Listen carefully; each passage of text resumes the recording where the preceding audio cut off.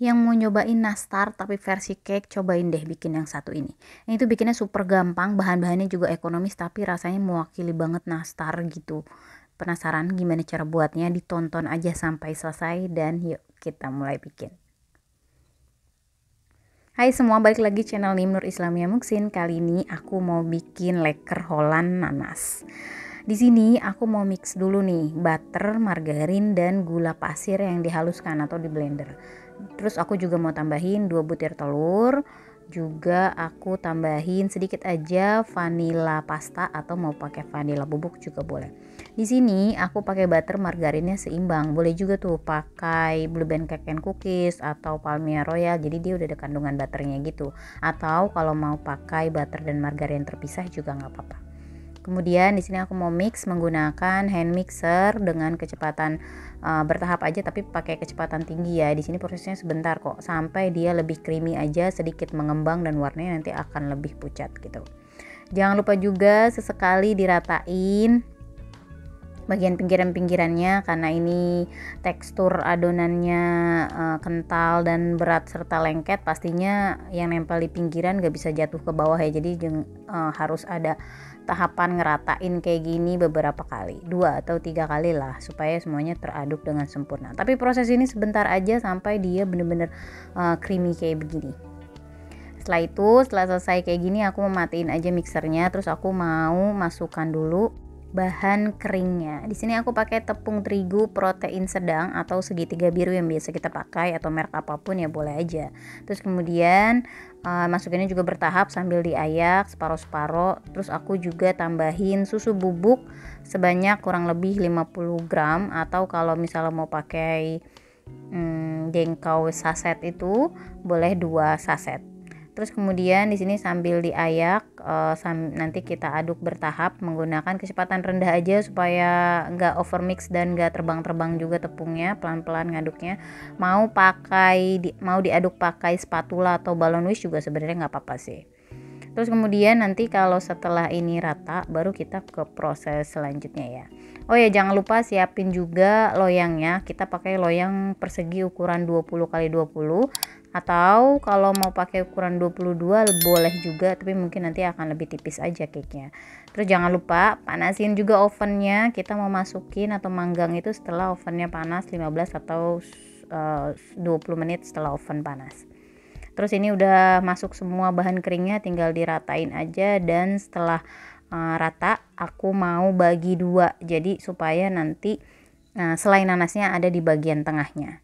Jadi aku pakai selai nanas isian nastar atau kalau mau beli selai nanas jadi juga boleh. Di sini loyangnya aku oles sedikit menggunakan margarin, kemudian aku alasi dengan baking paper.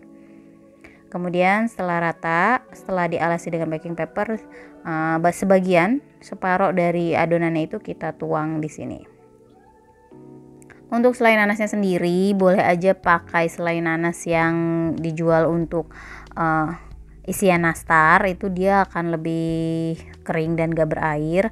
Atau mau pakai selai nanas isian roti juga boleh-boleh aja sih. Terus kemudian ini aku pakai selai nanas emang sisaan bikin nastar, jadi memang dia agak kering banget gitu kan. Emang lebih enak kering selai nanasnya supaya isi buat nastarnya gampang. Tapi kalau di filling di sini malah jadi susah ngeratainnya gitu.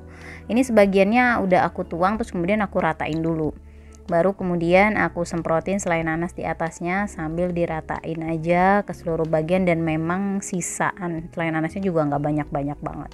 Lebih bagus tuh selai nanasnya merata gitu ke seluruh bagian, jadi nanti lebih kerasa.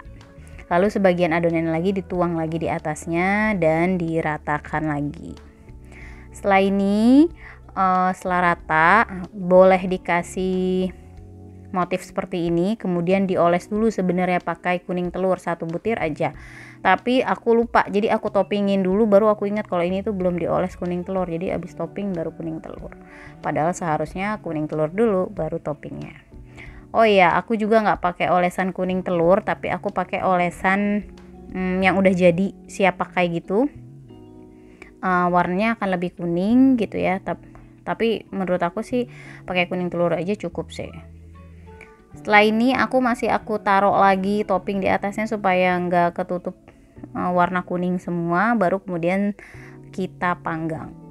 Kita akan panggang dalam oven yang sudah panas di suhu 175 derajat, api atas bawah. Boleh api atasnya dimatiin saat sudah mulai kecoklatan.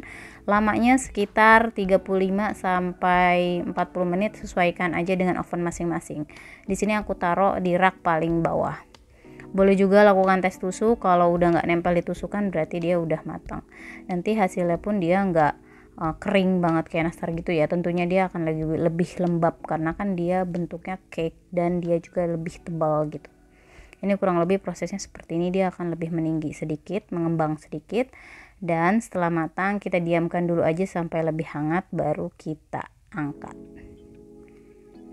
Nah, di sini fungsi baking paper, dia kelebihan baking papernya bisa untuk ngangkat cake-nya, jadi nggak perlu dibalik. Kalaupun dibalik juga sebenarnya nggak masalah sih, dia nggak akan berantakan juga.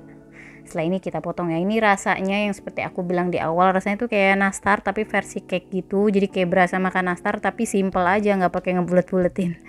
Dan ini menurut aku gampang banget bikinnya, kayak anti gagal aja gitu ya. Ngaduk-ngaduknya juga asal set selesai gitu. Bahan-bahannya pun ekonomis, jadi dicoba aja di rumah. Rasanya enak, manis, terus nanas atau selai nanas di bagian tengahnya juga melengkapi rasa, dan ini lembut banget. Jadi dicoba di rumah ya.